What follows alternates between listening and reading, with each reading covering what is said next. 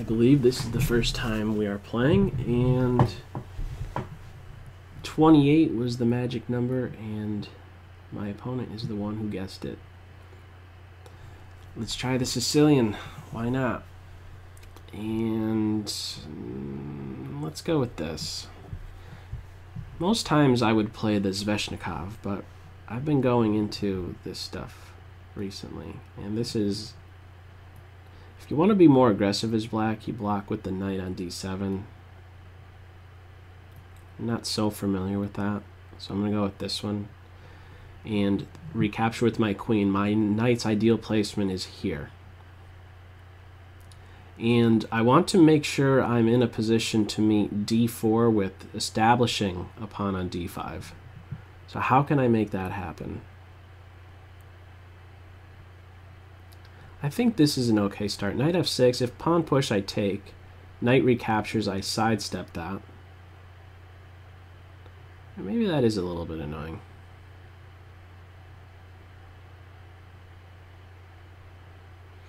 What am I talking about?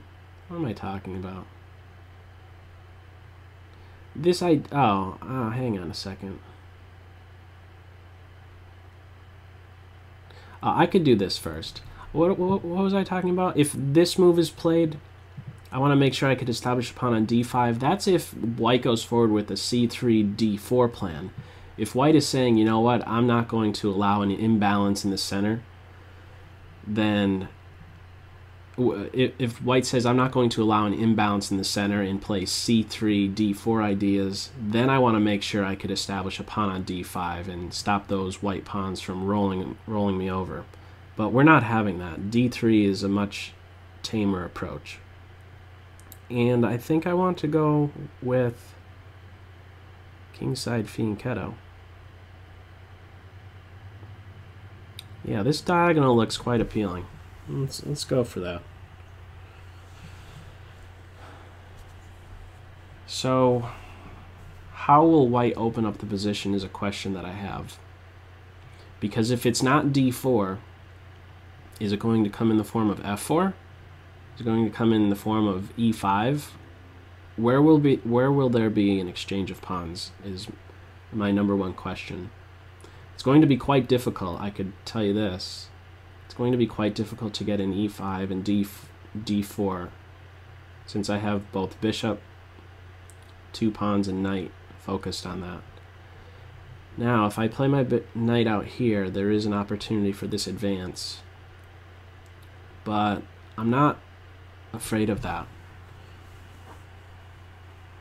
That could happen, but I think I'm still in a quite alright position.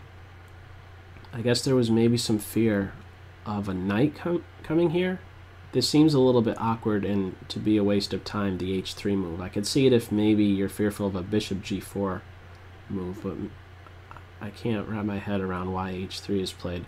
I guess more long-term for a flight square. Let's go here. c4 is a very soft point. If this pawn decides to advance, for one thing, white has lost time, I could say that much, since he previously moved to d3. b4 is a jumping point now. Can't be kicked as easily. This knight would have to move first. How do I make progress?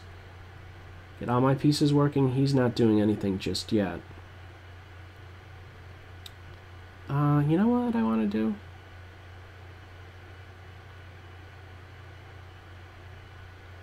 I don't know if I like my queen's placement.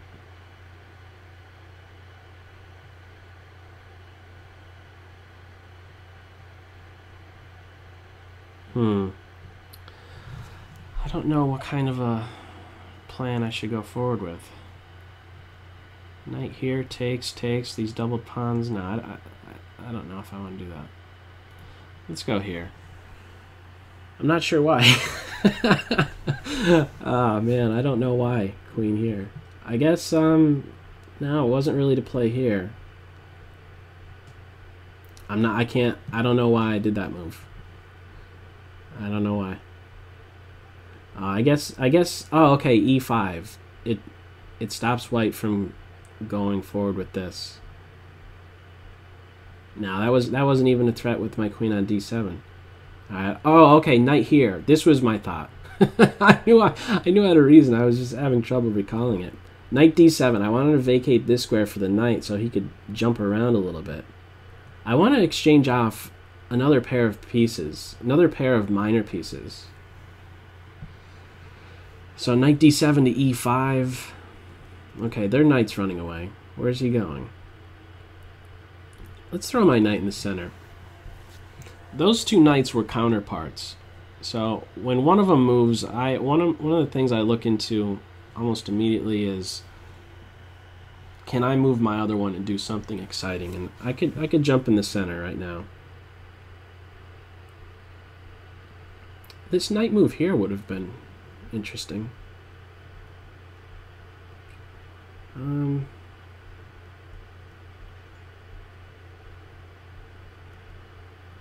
Let's do that.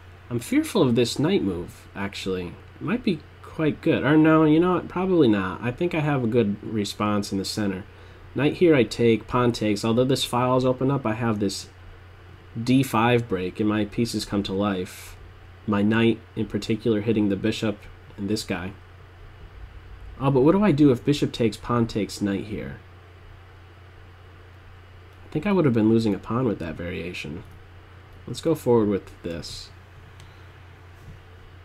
This is a good position for white. This is not fun. It's yeah, it's definitely not fun to be in a position where your queen has to babysit a pawn. I guarantee that is not a fun thing.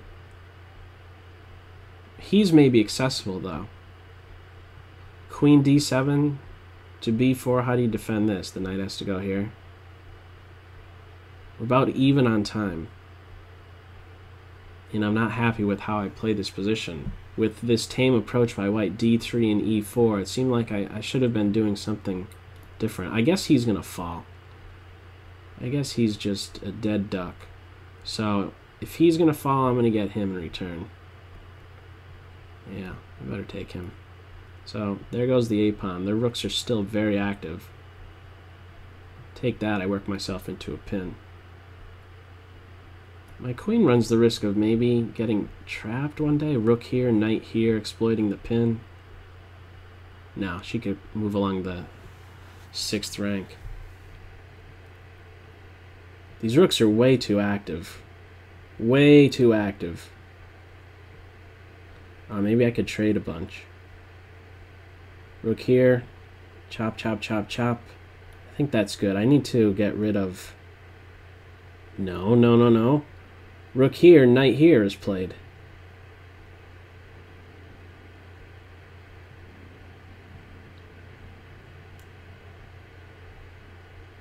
What am I doing? That is the biggest nothing move ever. That is the biggest nothing move ever. h5. I guess it is clamping down one day with h4. That was definitely a I don't know what to do move. Let's just make a pawn move. When in doubt, move your h-pawn. That's what I said moments before I pulled the trigger on that move. 35 seconds to 45. 10-second edge. This knight is a rock. He's a rock. That could be defended. I'm breaking the pin and defending. That's very important. Otherwise, I could continually get hammered. Alright, I'm up a piece here. Queen takes pawn. Should have played here. It's more active. Let's just drop all the way back. Queen takes pawn is on. Okay, they're just down on time. Down on time. Alright. Good game. Let's go back because I don't know. There's got to be a better way to go about things for both of us. Let's see. Alright. We have this exchange. Keep in mind that this is a possibility. c3, d4, and also c4. If you're looking for a game to reference, by the way. There's the game between Carlsen and Anand that you can check out. I think it's from the 2012 Chess Masters final in Bilbao, if I'm not mistaken. C4, D4, and you could maybe use that game as a reference for a particular plan white goes forward with. D3 has to be a bit atypical because we didn't even have any opening up of the position. Maybe here's something better I could be looking into. How about trying to expand a bit more in the center? B5, B4. Maybe that's something I could be looking into on my end. And on your end, I think you could do one better to do without H3. And also consider the plan of C4, C4, and D4. The Marazzi bind type of formation. Or at least get D4 in if you're not going to have the C pawn play.